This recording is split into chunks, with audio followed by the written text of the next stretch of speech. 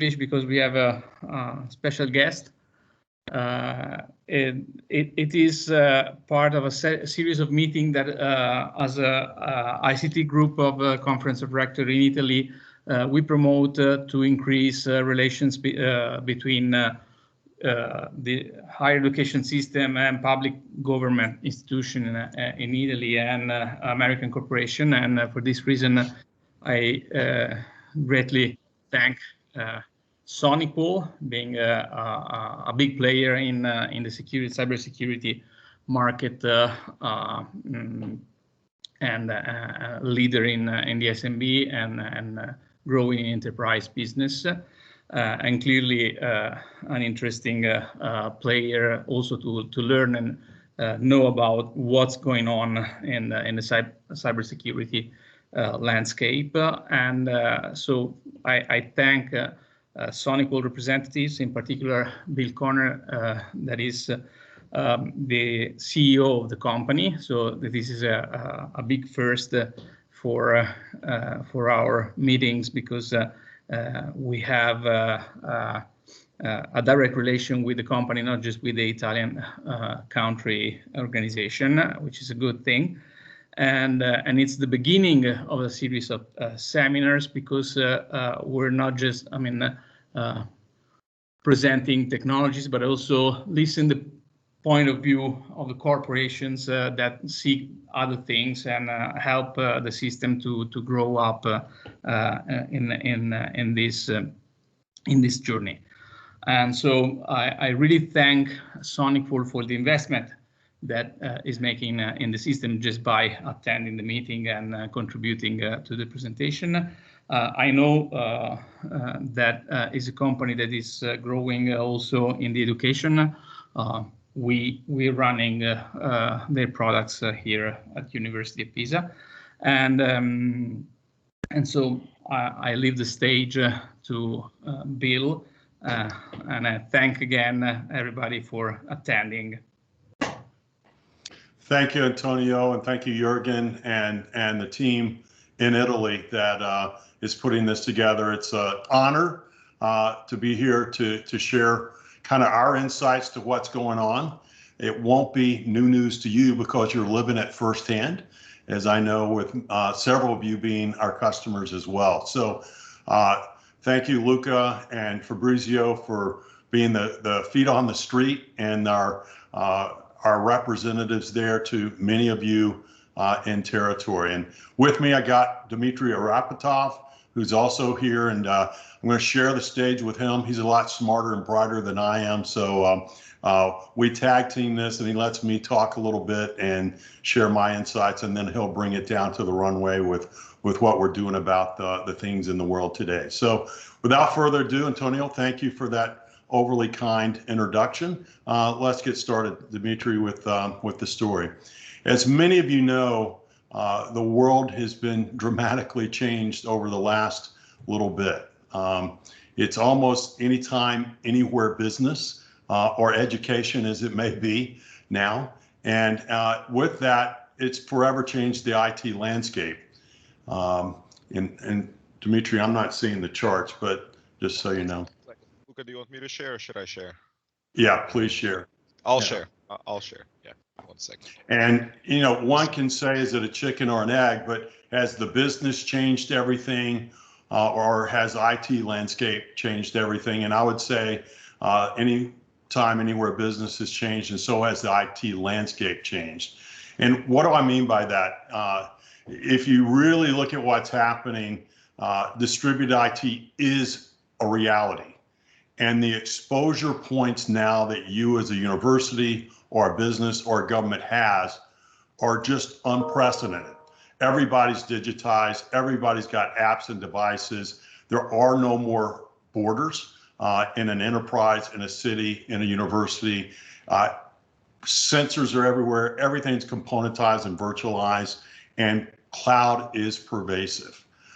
So with those exposure points, you couple that with the next piece, and what you find the business is struggling with, next chart if you could, Dmitry, is the cyber arms race is really, in my view, reached a brand new tipping point. And why? It's because cloud has been enabled not just for the business with storage and tools and apps and infrastructure, but the bad guys now, state actors and non-state actors, have advantage of cloud anywhere, any country that they can use for storage. And the tools that the good guy, the white hats guys used to use for pen testing or red teams are, guess what? Available in the cloud 24/7 by the bad guys. So when you take these massively expanded, what I'll call now extended distributed networks that you run, with everyone being at home or remote, those unbelievable points become a new infrastructure that's vulnerable to these new tools and methods of extracting data and storing it and holding you ransomware, or in some cases, as we've worked with some of the research institutions, which many of you are here, like PISA, that are doing research in COVID or in other intellectual property areas, they're after the intellectual property. So with that comes an unbelievable, last year, 74% of the variants were unknown. And if you look at that, that kind of boils down to the things underneath this. You know, work from home attack vectors, be it homes without VPNs, homes without secure Wi-Fi, homes without having those homes segmented within the network to keep out IoT devices. Those exposure points are huge. I was sharing with Antonio separately. In one typical week, I have about 500,000 attempts to hack me. It's unprecedented, and I'm sure you feel the same way. The skills that we have to fight this are the same skills we had before. It's just the attack vectors have grown exponentially. And now the tools we're fighting that used to help us be on the good side are the same tools they're using to attack the CVs and the exploits, be it SolarWinds or be it Microsoft Exchange, et cetera, or Azure. And that's why last year we saw ransomware up some 66% worldwide, with an average cost of about $4 million. In US, it was a $4 billion industry last year alone, and about 36 million Americans remote. And I know from at least our clients there in Italy, everyone's, in Europe as well, most people are remote now, certainly more than they have ever been. So what that leads you to is what we have affectionately said, if you look at the race, you see all this explosion of endpoints happening. You see the traditional, next chart, if you will, Dimitri. You look at that explosion of endpoints and workers being remote in homes. The amount of resources traditionally that you would need to deploy to the home, the cost, the people requirement to scale with that, following the traditional model. But all of you are living in the world where you're not getting additional resource, whether it's people, capital, or expenses, leaving, unfortunately, what we've affectionately called a cyber business gap to be filled by yours truly, yourself, and your teams with a huge cost if you can't fill it. So what we've tried to build is a new model, a boundless cybersecure model. Everybody calls it a little bit something different, and in the PISA case, they call it tiny bubbles and kind of a bubble strategy with segmenting and securing different pieces. But really the whole intent is, you know, how do you meet the new business normal and break through from the traditional resource and cost of security? And that's what we've been focused on and really rebuilding our technology around. Okay, Dimitri. So we do really 7 things that we think are critically important. You've got to be wherever your people are and wherever your apps are, and where every threat is known and unknown. You've got to deal with that on every endpoint that you have, whether it's IoT, sensors, devices, PCs, wearables, and any kind of infrastructure you're running, whether it's SaaS, IaaS, containers, virtualization.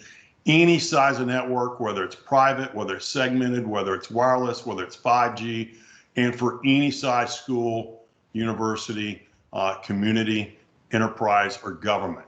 That's what we're trying to build this architect and blueprint to with our solution and our platform. So when we do that, I'll give you 3 examples. We've got one of the big 4 accounting firms that last March called me and literally had to put 400,000 employees and at work from home secure within days. And we did that. 100% remote, 400,000 people securely connecting back in and able then to work with their clients around the world from home. Secondarily, we're working with quite a few governments in terms of the new norm. How do you secure devices that are mobile, that aren't people? How do you connect to the cloud, whether it's Azure or some other KVM opportunity, and secure that stack so it can be taken up and taken down in minutes and not hours? How do you secure aircraft in terms of both offense and defense when they're on missions on the ground or in the air? And then I will give a shout out to the 62,000 people that Antonio and Stefan and those people do at the University of Pisa, where we feel like we're fundamental to their school administrators, their professors, and their students, and the community, and the enterprises that they work with in their research side, to really enabling this next generation of distance learning, research, and education. What we do behind that, if you look as us as a company, we've got about 500,000 customers in over 215 countries and territories. We're about 1,600 employees. My leadership team has over 180 years of experience. We have built an end-to-end comprehensive product and service platform. One of our keys, and when I was in Italy last, we shared with the Italian government, is we have this threat network that has 1,000,001 sensors in those 215 countries and territories. Those sensors, real-time, 24/7, give us threat intelligence at an artifact level that we use. We literally have hundreds and thousands of terabytes of artifact threat data. So we're seeing the first things that are happening out there. We're seeing the unknown things and trying to analyze those in real time. And that's why we have about 17,000 partners. And interestingly, 100% average retention with our customers, because they see our value and cost of ownership and our security efficacy, because we have this kind of threat network and just have been focused on big data and deep machine learning since the 90s. In fact, we have over 300 patents, and Antonio, I don't think I've shared with you, our real-time deep memory inspection has now been patented. It's the only thing in the industry that's non-sandbox related that can actually force unknown malware to execute, because it doesn't think it's being looked at, watched, or recorded. And we force that piece to execute in real time and see where these unknown things are either doing the right thing, so it's clean and we let it go, or we see it's not and we capture it. And just interesting on that piece, last year, that's a 74% increase. And why that's important is we have our own sandbox technology as well. And for those technical in the audience, it does hypervisor emulation and virtualization. So that's looking at that file 3 different ways, and in less than 2 seconds determine that. About 1,700 a day are caught using traditional sandboxing, all in parallel. Last year, it was almost 800 that were caught using RTDMI. And why is that important? That's the reason that's important. An average customer, that's about 700 a day. That's important because the bad guys have figured out how to engineer their malware around traditional sandboxing. So the vendors that you're using that just have sandboxing, and we love to go with our product behind it and show you the Swiss cheese that of traditional security with these new unknowns that are coming there. And at some point, side channel has been demonstrated now even across Apple chips and Intel. Those will become real on data centers, either big data centers like yours in your universities or in private cloud or even in public cloud, because that will be the fastest way for a country state to come in and exploit those vulnerabilities at a fabric level in large data centers. So with that, I think we'll talk a little bit more about the threat. I guess one last piece, just so you don't think from Antonio, we just do SMBs and only Pizza and University of Roma, et cetera. We got about 1,200 colleges and universities globally that we rely on across the world with this new change in the world order of education, learning, research, and partnership. What all that looks like is last year, tremendous amount of exposure points, tremendous levels of increasing, as I shared with you, new malware coming at you, really coming through 7 attack vectors, from email, mobile or remote, cloud or SaaS applications, networks, endpoints, IoT, or through Wi-Fi. Those are the attack vectors that we built a platform to actually go protect for your extended business or university, as it may be. And we do that with a common platform, operating system, and management capability, and utilizing that real-time deep memory inspection behind all those attack vectors so we can find the unknowns that you don't know about. Go ahead, Dimitri. Our threat data last year said this is the volume of the new trends. IoT up 66%, almost 60 million attacks last year on that. If that's not, I mean, that's a tremendous increase over the year before. Look at ransomware attacks and the volume of that. Over 300 million attacks that we know of on ransomware. And that, I'm sure many of you have felt the brunt of that in your own universities. And cryptojacking, Dimitri and I always laugh on that one because it's always going up, especially when Bitcoin's over $50,000 or almost 60,000, I guess, yesterday. As that value goes up, you know, country states and bad actors go right after cryptojacking, and we've seen that increase. And then excuse me, we still see a lot of encrypted threats where they're coming in. And the piece that's not here that I'll just also share with you is many of you have open ports that you're increasingly using in these work from home environments, the non-standard ports. Believe me, you better have protection on it. New data, if you hadn't seen our threat report, 1 in 4, so 25% of all malware now is coming through those non-standard ports. And as you know, many people don't put their firewalls on that because if they're proxy based, you've got to identify what proxies you want to allow on those non-standard ports, or it's too expensive to put that coverage on that. That's up from about 10 to 15% in previous years. So I highly recommend on your non-standard ports, put a artifact-based capability and a DPI capability on your encrypted SSL links, and on your non-standard ports, put that under protection in real time. 1 in 4 is coming through that way. With that, let's get a little more specific.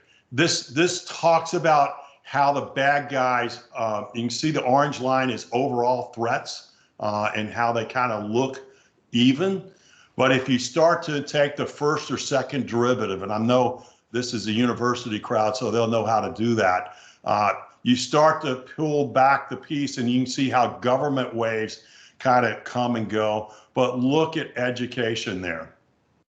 Look at that spike that you felt in the fall. And you know it's going to come back again. It's just very interesting when you start to look at the data, how the bad guys will target certain sectors. Look at when retail got hit.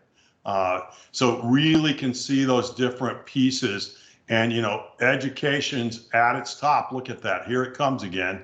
And it's still pretty high on the global scale, even as we speak. So that peak has been a little more flattened than going up and down as quick as like retail did and others. And I would also just caveat that given the SolarWinds and Microsoft piece, especially the Microsoft piece, there are a lot of people that are breached and don't know it. We got breached ourselves. We had a product vulnerability we found ourselves in our own product. We got hammered too. And country state, you know, if a country state wants in, they'll get in. And if you look now at the ability of the patches that Microsoft's putting out, make sure you've applied them, but don't assume they're not in there. I would highly recommend, you know, doing some forensics on your networks if you have valuable intellectual property or research happening in your university. So with that piece, I'm going to hand it over to my partner in crime, my wingman, Dimitri, to bring it in. Thanks, guys. Thank you, Bill. Thanks for that overview, Bill, and thanks for the intro. Hi, everyone. Good afternoon. My name is Dmitry Arapetov. I'm VP of Platform Architecture here at SonicWall. I've been with SonicWall for 15 years in engineering product roles. So what I will do is, Bill gave you a high-level overview of kind of what's going on in the industry, and he gave you a quick glimpse of the cyber threat report. I will take that information to one level down and I'll specifically focus on our detection capability, because that spreads across all the attack vectors. So for example, you know, frequently I come across a question when I'm speaking with customers who say, well, why SonicWall? And like, this is one of the unique capabilities that we've developed that allows us to, and I will demonstrate to you how it allows us to detect threats faster. I do want to come back and highlight a few things on a slide, Bill, that you were showing on the threat data on this particular slide. I want to highlight something fascinating about the IoT attacks this year. I looked into, and this is part of our threat report. If you actually look at the top attacks broken down in the threat report under IoT attacks, last year was fascinating because out of the top 10, I think, if I remember correctly, 5 or 6 were attacks on Linksys, TP-Link, and D-Link, and all those consumer-grade routers that people have at home. And if you think about the dynamics of why, right, we're now all working from home, right? I'm in my home office. I've been here for a year now. And the probability for an attacker of getting a high-value target by attacking a home residential network has been significantly higher in the last year, because now you might get, you know, somebody from accounting or from finance with a permanent VPN tunnel to their company. So there is high value now to go on Shodan, for example, the search engine for IoT, for all the connected devices on the internet, and find all Linksys routers that have been plugged in for the past 10 years that have not been patched, and use well-known vulnerabilities to try to exploit those Linksys TP-Link, D-Link routers, because the payout, the probability of a high-value target sitting on that home network connecting to a high-value corporate or educational network, it has been significantly higher last year. So the fact that we observed this and that majority of those attacks were against residential type gateways is both, you know, it's not surprising, but it's still shocking. That was a fascinating thing. And of course, Bill already mentioned how, you know, ransomware and cryptojacking attacks just went up. As cryptocurrencies prices go up, cryptojacking, the economics of it may start making more and more sense. And ransomware is, you know, last year was horrible. I think this year will be even worse, because we started off this year with, look at how many 0-day and how many vulnerabilities, how many vulnerabilities are coming out from Microsoft, for example, and there are Exchange servers still running that are unpatched. It's going to be somewhat of a grim year on ransomware this year as well. So back to what I wanted to talk about, the detection capability. So Bill laid out these different attack vectors, right? And this slide will be somewhat detailed, but I'll try to guide you to one specific part of it. So we collect all the information and we classify it, and a lot of it as intelligence goes into our appliances to protect against things that we've previously seen. And in the sandboxing ATP, which all of you are familiar with, what we saw several years ago, or actually 4 years ago, is we saw the dynamic that was the malware writers, the cutting edge of malware research is evasion. If I'm a malware writer, I can go and get ransomware source code, or I can get prepackaged ransomware, and I can go to ransomware as a service, right? And I can get that code. I can get Trojan, I can get info stealer. It's all available. It's a few clicks away. Maybe it'll cost me $30. Where I want to invest my time is evading detection. Because if I'm running a business, right? Most malware, except nation state, is all for money. It's all for profit. So if I invest my time in creating a ransomware campaign or a malware campaign that gets detected on day one, I know that the security industry shares samples, that my campaign will be dead within a week. And I just wasted my time. So where I, as a malware writer, will invest my time will be evading detection, whether it's obfuscation, whether it's packing of the executables, whether it's checking if I'm in a sandbox, if the video card is NVIDIA or VMware, if, are there recently opened documents? Is the mouse cursor moving? Are certain instructions, CPU instructions, are they, what's the timing of them? Are they emulated or are they passed through to the hardware? I'm detecting whether I'm being observed. Is there a debugger attached to me? That is where the effort goes, is the evasion, right? And so what we observed in the sandboxing technology, in the kind of traditional sandboxing technologies, is that it was a cat and mouse game. So the protection gets 10% better and it gets bypassed, and then it gets 10% better and it gets bypassed. And that was part of the philosophy of why we launched what Bill talked about, the 3 technologically different and orthogonal technologies to do sandboxing. But then at the end of the day, if you think about evasion, no matter how evasive your malware is, it has to run in memory in its pure form, unencrypted, unpacked. And that's where the real-time deep memory inspection capability came in. Now it's patented, where we observe the memory. I don't care how evasive you are. I don't care what sort of procedures you do, but the end, I'm watching the memory. Now, what I will talk to you about is the effectiveness of this capability. So these statistics are slightly, these are from late last year, but one of the things that we saw was that we were catching 647, let's call it 650 previously unseen samples per day. Like, what does previously unseen mean? I want to delve into that. So what ends up happening, and this is one of the examples, like Emotet, for example. Right, we had, I apologize, this word icon is supposed to be here.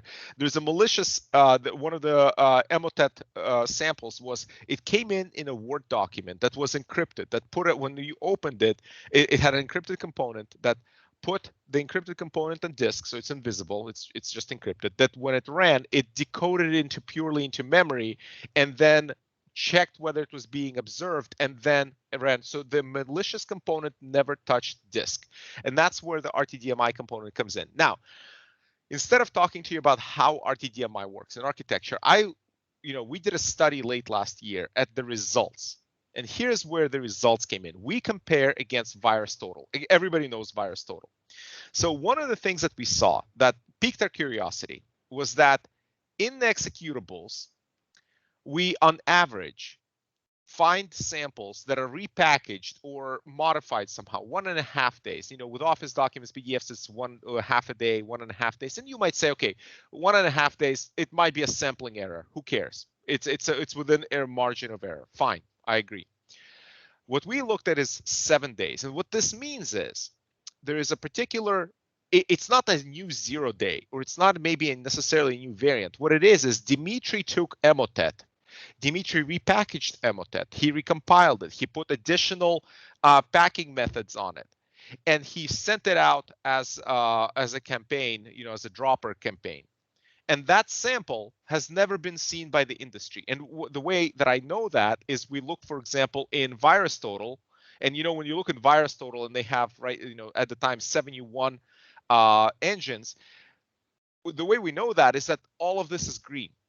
This particular sample has not been detected, has not been seen, is not being detected by anybody, and yet we find it as malicious. And we took we looked at the statistics, and we saw that among executables, for 3.5% of these executables, we detect them 1 week ahead of any before it shows up in VirusTotal. So there's a 1 week window where this particular memory analysis technique is able to detect this evasive malware. And it takes 1 week for it to even show up as by one of the other engines in VirusTotal. So we use VirusTotal as a technical proxy for the rest of the industry, so to say. Office documents, less so. With PDFs, it's 6%. And Office documents and PDFs are interesting because we've seen over the past 4 years weaponization of documents. And why did that happen? Is 5 years ago, if I wanted to attack and get a lot of victims, I would target browsers. I would target Flash. I would target Java. I would target just Chrome browsers, Firefox, IE, Edge, Safari, etc. And browser makers have really, really, really clamped down and made security much better in the browsers. So Java, you cannot run anymore. Flash is now end of life. And the browsers got a lot better. They have sandboxing of the browser itself. So I, as an attacker, if I'm Dimitri, the attacker, and I'm trying to launch a campaign, the probability of success through a browser has gotten significantly smaller for me. So what I'm looking for is I'm looking for the next most popular, most widely spread, most ubiquitous software that is on every single computer. And I see Microsoft Office and I see Adobe Acrobat. And I go after those file formats. People constantly exchange those documents. I think even the worst security trained person today knows not to open an executable that's been sent to them through email, if it even makes it through email. And yet it's a regular thing for us to open up Office documents or Excel documents or PDF documents, right? And that especially I see that happen, in banking, insurance, education. It's just a normal part of life. And that's why attackers have shifted to these files. But back to this slide. On the maximum, so 3.5% are detected 1 week ahead with this technology. And then just as a curiosity, we pulled up maximums. And in one case, we saw half a year detection rate, but in typically 30 days. Within 30 days, everybody covers, this particular sample. But, 7 days, 30 days, that's a large window of opportunity.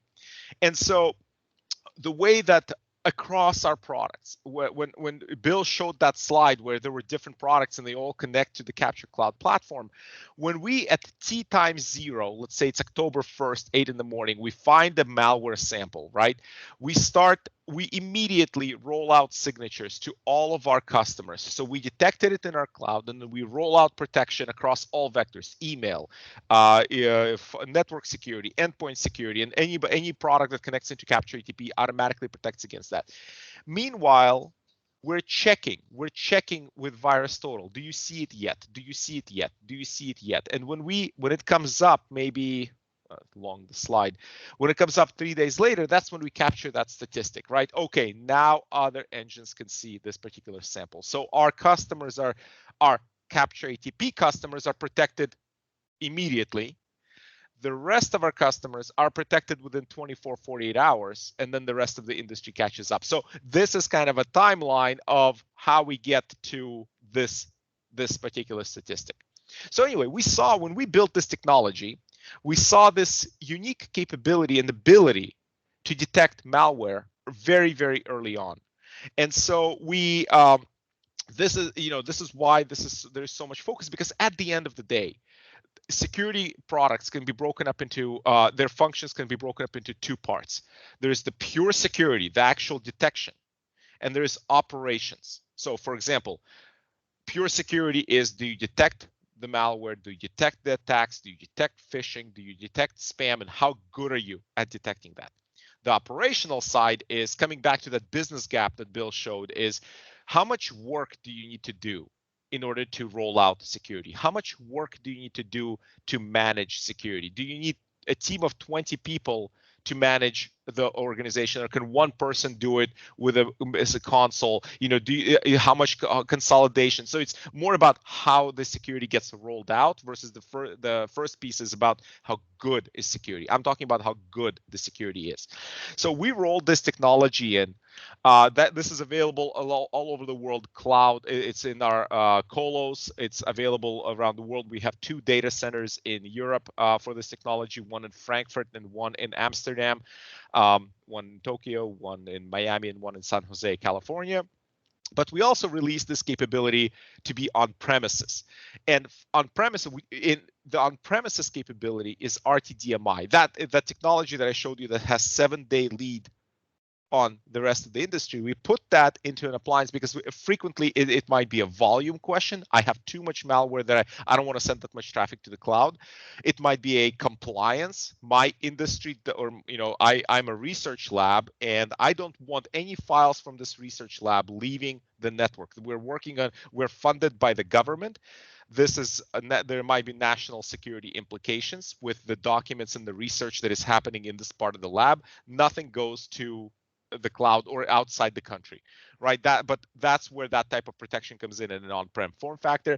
And we also opened it up to third-party integration. So I'll give you an example. I don't have a university example yet, but I have a government and I have an insurance company example where I have a small government in the United States, and I have an insurance company in Germany trialing this right now, where, coming back to that document conversation, they have a web portal where people submit documents. You can imagine for government, people receiving documents, or for an insurance company, people receiving documents.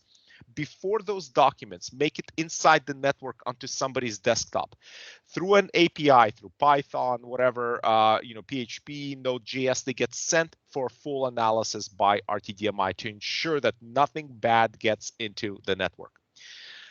That capability. Yes. Dimitri, this is Antonio. So here at the university, if you want to add another line to the list, we're integrating this CSA 1000 to check before the digital signature. So we have an on-prem digital signature solution, and so now we're going through the API before going forward and sign the documents. Thank you very much, Antonio. I need to speak to you more frequently. So thank you very much for that. And so that capability, again, we're not going into what does the SonicWall firewall do, what does the SonicWall endpoint do, but we try to cover all the major attack vectors. As Bill mentioned it: network, inside the network, endpoint, remote access, cloud and email, ZTNA SASE, IoT, infrastructure as a service, private or public cloud, software as a service, which is obviously public cloud. All of that plugs into that capture ATP capability. So we're combining those 2 parts of the conversation: the how good is your security, but that how good is your security is paired up with how easy it is or how effective it is to roll out and manage that security, because both have to be good. You can have the best security, but if it's impossible to use or ridiculously expensive, then only 5 people in the world will be able to use it or use it. We want to kind of democratize top-notch security, because what's happening right now, if we zoom out right now at the kind of threat level, at the world threat level, a lot of the capabilities that are in the hands of ransomware groups right now, or just for-profit attackers, are capabilities that 3 years ago or 4 years ago would have only been available to top-notch nation-state governments. So that technology, there's kind of a waterfall of capabilities, right? United States, Israel, China, Russia, North Korea, Iran, right? They develop whatever they need to develop to do whatever they do.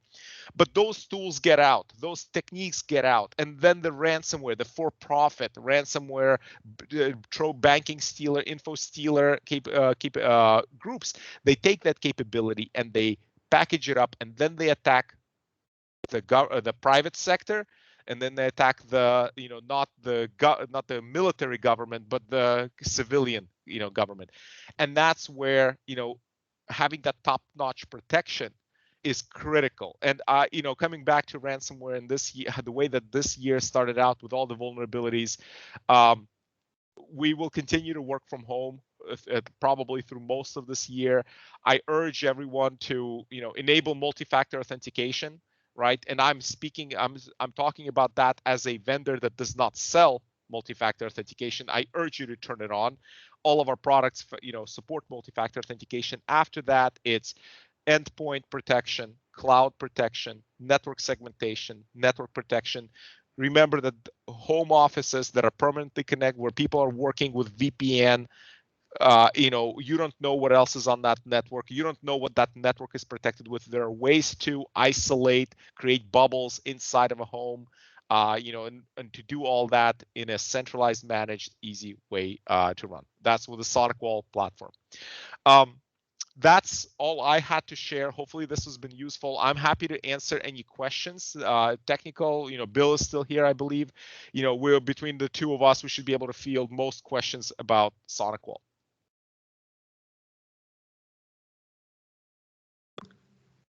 So thanks, Dimitri. I think I have a question before asking the audience.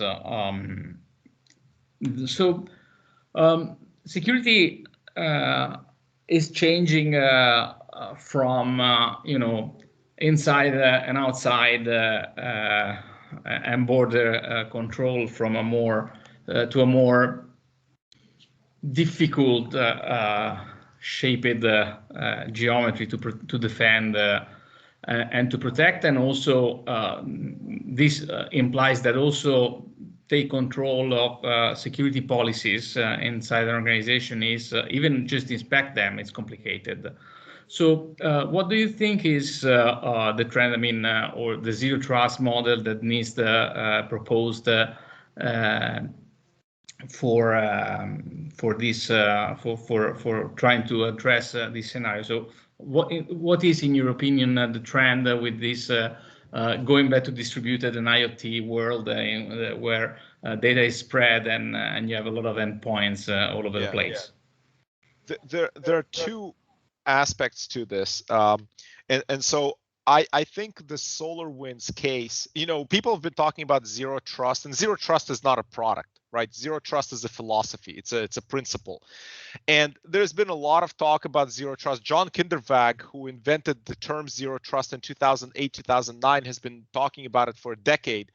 But I think last year, SolarWinds really, really drove the point and the importance of the zero trust principles to everybody, because there was no way to protect against that, right? And the only thing that protect you against it is having a zero trust type design philosophy, where you provide the least amount of privilege to the people to be able to get their work done. So the reason why, Antonio, why I was saying there are two aspects to it is, one is on the inside of the network. How do you segment it? Like, for example, should the finance department have full access to the engineering department? And I'm using the corporate analogy. In education, you have your own analogies, right? The other one is, Antonio, what you started with, is that there is no perimeter now. There is no just inside network and that's it. Now there is cloud, there is SaaS. And that's where the providing the person the least amount of access, whether it's remote access, whether it's permissions in the SaaS product, whether it's permissions on the network, providing the least amount of access to allow them to get the job done. So let me give you a very, that's philosophical. Let me give you a very specific example. When I connect from my home, right, and I'm a technical guy, so I do need wide access, but let's say that I'm a person in finance and I use two applications inside the company, and I connect with VPN or with remote access to just those two applications. Why would that person need access that is broader than just those two applications? They don't. And that's part of zero trust. And you have to constantly authenticate and ensure that their endpoint is healthy. So you have to have the endpoint component, and you only give them kind of PIN access just to those two applications. So if their computer gets compromised, they don't have access to the full network. Right. And again, this is one of the examples of the philosophy. In general, I think last year was a wake-up call, and it made zero trust very real to people. So now there will be, it's not going to be an overnight shift, because it takes time to transition and re-architect networks. Things like software-defined perimeter really help with that. Things like SASE, secure access service edge, a cloud-based platform, will in the future help with that too, help with that rollout. But it's a very important philosophy, but it requires kind of redesigning of the way that the network and the access is rolled out. Thank you, Dimitri. So yeah, that's clearly quite a challenging. It is, but now necessary. We all have, sort of high pressure now to get this done because otherwise, and one of my kind of personal predictions is that supply chain attacks are not new. SolarWinds was not the first supply chain attack, right? They existed a long time ago. There are plenty of examples. This was a high-profile one. But as with any attack, what happens is when there's a high-profile attack, that immediately shines a flashlight on that area of research. Like, look at side channel attacks. In 2018, Google published the first side channel Intel vulnerabilities, and then every month after that there was a new piece of research coming out because all the security researchers immediately focused on that area. So what's going to happen right now is there was a big supply chain attack that happened with SolarWinds, and now before the vendors can react, before people can re-architect their networks quickly, if I was an attacker, this is kind of how I try to think. What would I do if I wanted to be an attacker? I would look at what other pieces of supply chain can I poison? What about software that's running on our machines? What about software that people are running on their home machines and they're using those home machines to connect to their network with VPN, right? It doesn't have to be a SolarWinds type thing. It can be at the individual level. Not at the IT department, but at the individual level. So this is where, why we so strongly urge multi-factor authentication. Because if my computer tomorrow gets compromised because one of the utilities that I'm running, I'll stop presenting, because one of the utilities that I have running in the bottom of my screen, oh, not on this screen, on my other screen, I can show. If one of the utilities in my screen over here gets compromised, and my computer now has a password stealer, how does that protect SonicWall?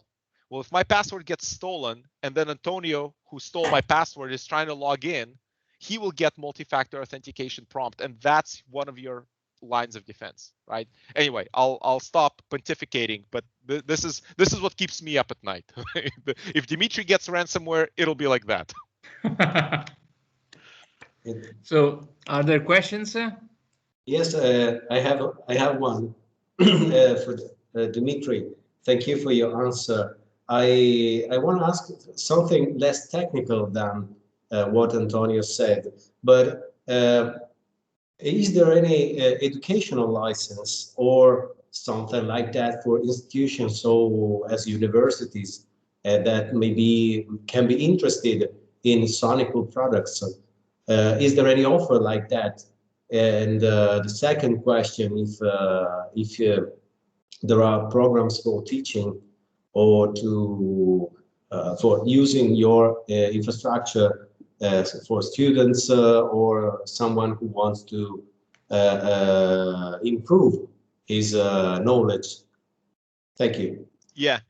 Thank you for the question. So there are two parts to it. As far as specific for education, I don't think we have anything specific for education, but we do have a lot. We work with a lot of, as Bill mentioned, with a lot of education customers around the world. I'll kind of leave that to our field team and a local team to figure out, how to get that. There are trials. We have, if you Google SonicWall product trials, there are a lot of 30-day trials, and the local team can extend that if necessary to try that out.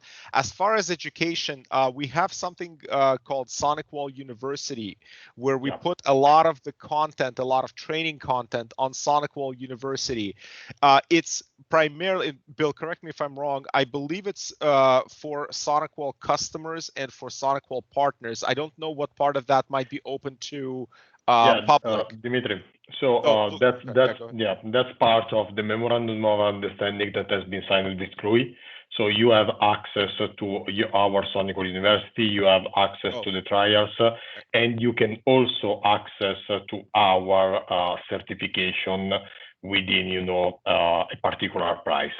So if you would like to be trained, if you would like to more about the SonicWall project, you can access the SonicWall University certification. Just reach out, to Alberto, so Alberto can enable your account or whatever he needs to be to access those contents. If you would like to go a step forward, you can also, be trained, and you can also be certified on all our specific products. Thank you, Luca. That's a much better answer than I could provide. Yeah, I join Valeria's comments about the availability for students. I mean, I just spent my weekend in running E6i on my Raspberry Pi, and it was quietly useless, but quite fruitful for me. And I think having access to, the more sized down software, easily accessible, will help to permeate APIs and stuff, and let people play with products and geometries. So yeah, I think that's the right direction to go forward. Antonio, I'm trying to get virtual firewall running on this right now. Please send me the beats. When I succeed, I'll tell you how to. This is Bill. Close your ears, please. This is my Skunkworks project. I'm trying to get our virtual firewall running on Raspberry Pi, but this is the 8 GB Raspberry Pi 4B, so it does need power. Yeah, I have it there, and that's the one I used for my experiment. So yep, can't wait to run that. Dimitri, it works. Theoretically, I know. I want to see it on my desk. Yeah, okay. Everyone can see my extended research team is partly the University of Pisa. Okay, so I don't know if there are... Just if there are no other questions, very honored, Antonio, Alberto, all, Jürgen, thank you all for hosting us today and giving us an opportunity to share kind of what we're seeing in the cyber world happening. As always, love what you're all doing. Thank you for the service to the world that you're giving to the students and that you're training, and the professors that you're embracing. And, anything we can do, I will personally come if they ever let us back in to see you again. It was a pleasure being in Rome with you last time, and really enjoyed our time there. And really, Fabrizio, Luca have done a great job working with you, and the companies behind this effort for you, and anything we can do, please do reach out, and thank you for this hospitality and opportunity today. So thank you all. I don't know if there are other questions, but in any case, we will leave the video on our channels for further investigation. So if there are no other questions from the audience, I think we are perfectly on time. And so I think, okay, so no more questions. The language barrier is always there. So. If you would like to have, to follow up in Italian, just reach out to Alberto, to Fabrizio, or directly to me, so we can also talk, in Italian, not just about in English. Thank you. Grazie. 5 minutes in Italian. Okay, so thank you again. Ciao. Thank you, guys. Wait for you in Italy in 3D. Thank you. Ciao, grazie a tutti. Thanks, bye. Arrivederci, grazie. Bye.